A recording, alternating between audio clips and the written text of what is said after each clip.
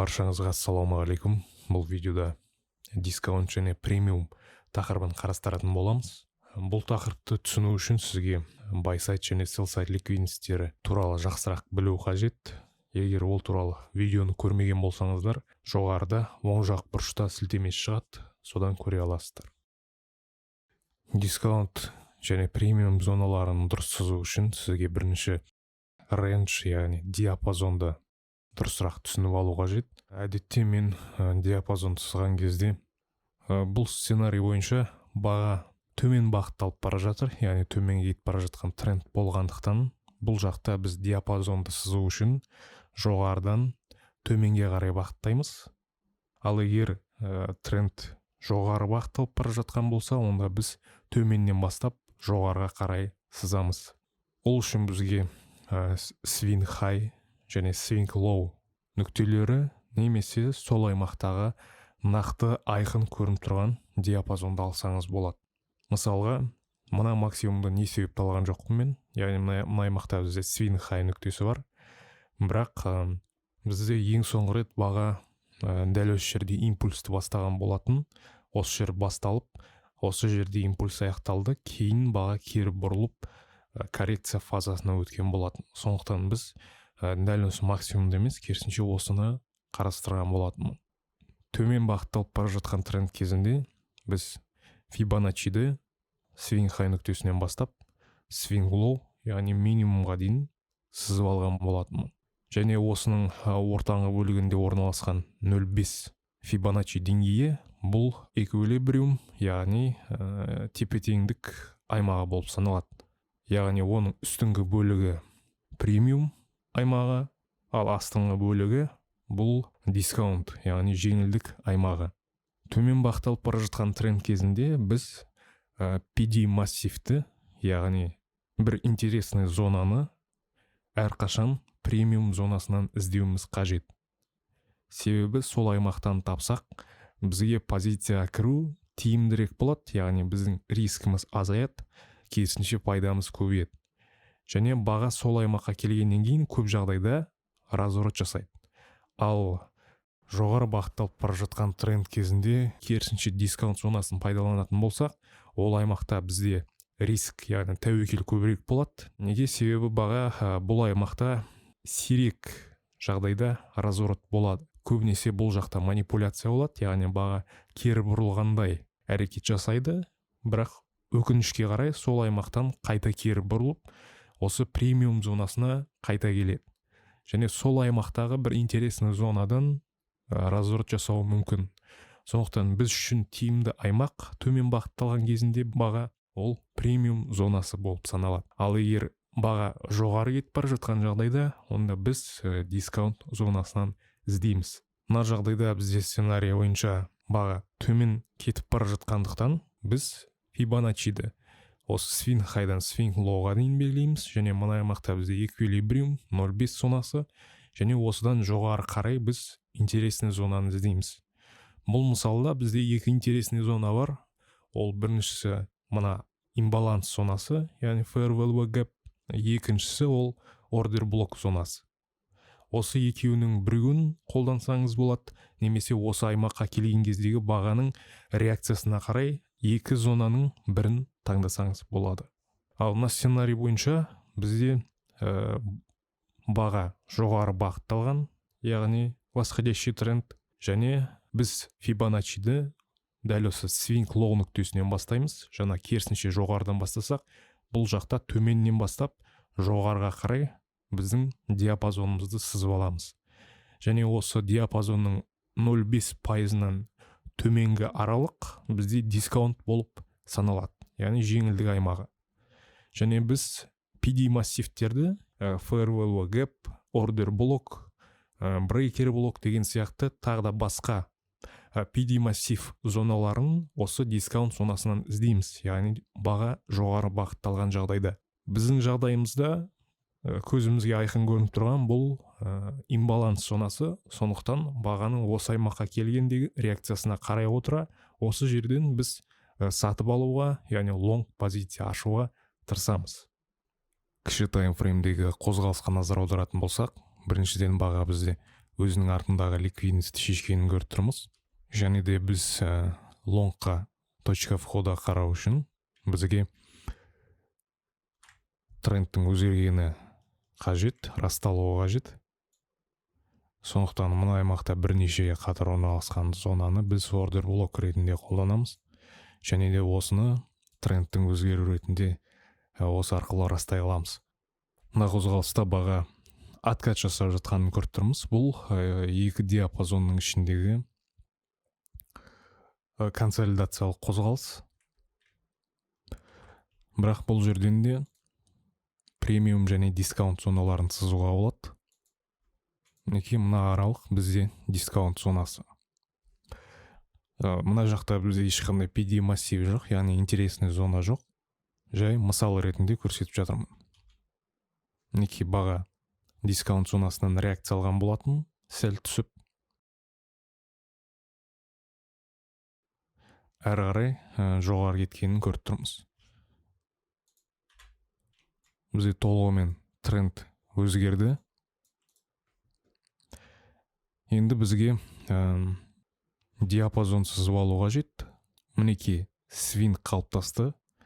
Біз мына минимумнан бастап мына жерге дейін сызамыз, себебі осы жерден қозғалыс басталды және осы жерден аяқталды. Ал оның ішіндегі қозғалыс жай ғана консолидация. Осы минимумнан дәл осы свинг хай, яғни максимумға дейін сызамыз.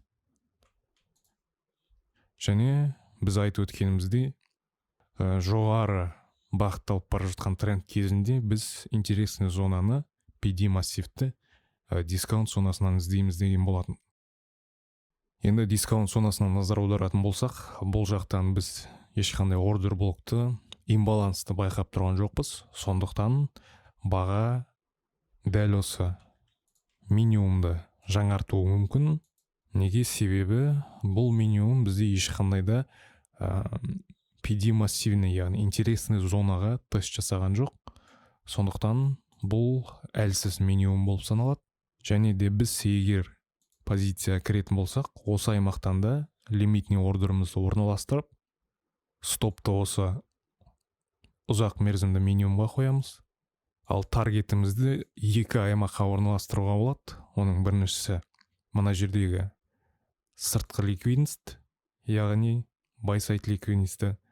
Екінші бұл біздің үлкен таймфреймде таңдаған премиум зонасы, яғни fair value gap. Бірінші цель ретінде осыны алайық, ал екінші цель ретінде осыны қарастырамыз. Неке екі RR қоямыз. Позиция ашқан кезде де тәуекел мен пайданың арақатынасы бар, яғни біз не себепті жоғары бағытталып бара жатқан тренд кезінде дискаунт зонасынан немесе төмен бағытталып бара жатқан кезде премиум зонасынан іздейміз интересный зонаны. Себебі мысалға біз мына премиум зонасынан позиция кіретін болсақ, кез келген бір интересный зонадан біздің стоп-лоссымыз міндетті түрде қорғалған минимумда болу қажет. Кіретін болсақ, біздің мына табысымыз өте аз, ал тәуекеліміз, яғни рискіміз өте көп болып кетеді. Сондықтан бұл бізге өте тиімсіз. Ал егер біз осы Fibonacci 0.5, яғни эквилибриум деңгейінен кіретін болсақ, лимитный ордеріміз сол жерге орналастыратын болсақ, онда біздің пайда мен тәуекелдің арақатынасы тең болады. Бұл да бізге тиімсіз. Сондықтан біз дискаунт зонасын қарап, назар аударып, сол жақтан бір интересный зонаны тауып алуымыз қажет. Сонда біздің пайдамыз көбіректе, рискіміз аз болады. Өкінішке орай баға дискаунт зонасына түскен жоқ. Жай ғана қысқа уақытқа коррекция жасап, жоғары көтеріліп, осы максимум жаңартқан болатын. Сондықтан біз диапазонды тағы да жоғары көтереміз. Яғни баға дискаунт зонасына түскенге дейін осылай диапазонды кеңейтіп отырамыз. Неке мына жағдайда баға біздің дискаунт зонасында ликвидностьті шешкен болатын, және де өте белсенді түрде жоғары бағытталып бара жатқанын көріп тұрмыз.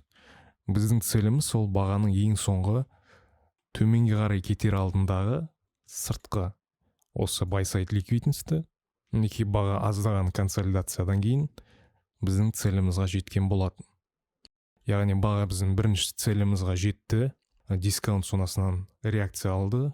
Ал енді мына жерде екінші позициямыз бар. Өкінішке орай баға біздің екінші позициямызды толық орындаған жоқ, керісінше стоп лоссқа тиген болатын. Мен не себепті позиция ашқан кезде 2 эррордан асырмаймын, немесе жақын маңдағы цельдарға ғана take profit орналастырамын. Сенің таргетің take profit'ың қаншалықты арақашықтығы үлкен болса, рискте, яғни тәуекелде соншалықты көп болады. Міне біздің бірінші PD массивімізге баға келіп жетті. Енді осы аймақтан реакция болатын болса, біз шорт позиция қарай аламыз. Баға өзінің алдындағы ликвидностьтерді шешкен болатын, және мына аймақтағы ликвидностьті шешкен болатын. Енді егер трендті өзгертетін болса, онда бағаның дәл осы жердегі қарама-қарсы шалған бычий свечаның уровенін бұзғанын күтеміз. Баға мына максимумды да жаңартты, сондықтан енді тренд бізде мына аймақтан асса, сонымен қоса бізде бұл жерде имбаланс зонасы бар, реакция болып жатыр сол аймақтан. Неге толығымен бұзып өтті, біздің имбаланс зонасына да инверсия жасады, және қарама-қарсы шалған шамдарды да бұзып өткен болады. Бұл трендтің өзгеріп жатқанын білдіреді. Енді біз не істейміз? Дәл осы екі зонаның бірінен позицияға кірсек болады. Стоп лоссымыз дәл осы максимумда. Енді мына жердегі қозғалысқа қарайтын болсақ, бізде V тәріздес, яғни баға төмен түскен, жылдам өте қатты көтерілген, және өзінің артындағы ликвидностьтерді алып кеткен. Сондықтан мына минимум бізде өте сильный болып саналады, яғни күшті, және бағаның бұны бұзуы екі талай. Сондықтан бізде екі таңдау бар. Оның біріншісі тәуекел жасап осы минимумға орналастыру таргетті, немесе осы аймақтан да премиум және дискаунт зоналарын сызып, осы аймақтан PD массивті іздеп, таргетті сол жерге қоямыз, яғни баға сол аймақтан реакция алады деген мақсатта. Диапазонды сыздық. Енді дискаунт зонасынан интересный зонаны іздейміз. Төменге қарайтын болсақ, мына жерде имбаланс бар, бірақ бұл премиум мен дискаунттың арасында тұрғандықтан бұны есепке алмаймыз. Мына аймақта толығымен дискаунт зонасында имбаланс бар екен. Сондықтан осы жерге таргетімізді орналастырамыз. Енді мынаған назар аударатын болсақ, біздің тәуекеліміз бен пайдамыздың арасы онша қатты көп емес. Сондықтан біз пайданы көбейту үшін жаңа бір дискаунт немесе премиум зонасын сызсақ болады. Ол үшін бізге диапазон жасап беру керек баға. Мінеки свинг қалыптасты, сондықтан біз мына аймақтан диапазон сызып, міне осы аралықта біз диапазон сызып алған болатынбыз, және пайдамызды көбірек қылу үшін премиум зонасына емес, жай ғана эквилибриум деңгейіне қойсақ та болады. Сонда біздің пайдамыз көбірек, риск азырақ болады.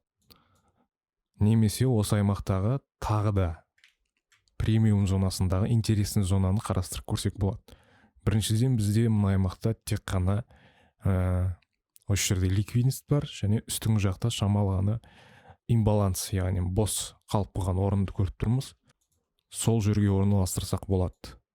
Мінеки баға бізде дәл біздің белгілеген зонамыздан реакция алды, премиум зонасына келді, сол аймаққа тест жасады, ары қарай кетіп бара жатқанын көріп тұрмыз. Мінеки баға мына максимумдағы ликвидностьті шешкен болатын, ары қарай біздің таргетімізге өте жақын қалды. Міне баға біздің таргетімізға жетті. Енді осы аймаққа келгеннен кейін бағаның қозғалысына назар аударамыз. Егерде ешқандай трендтің өзгеруі байқалмаса, онда баға төмен кетеді деген сөз осы ликвидностьке қарай.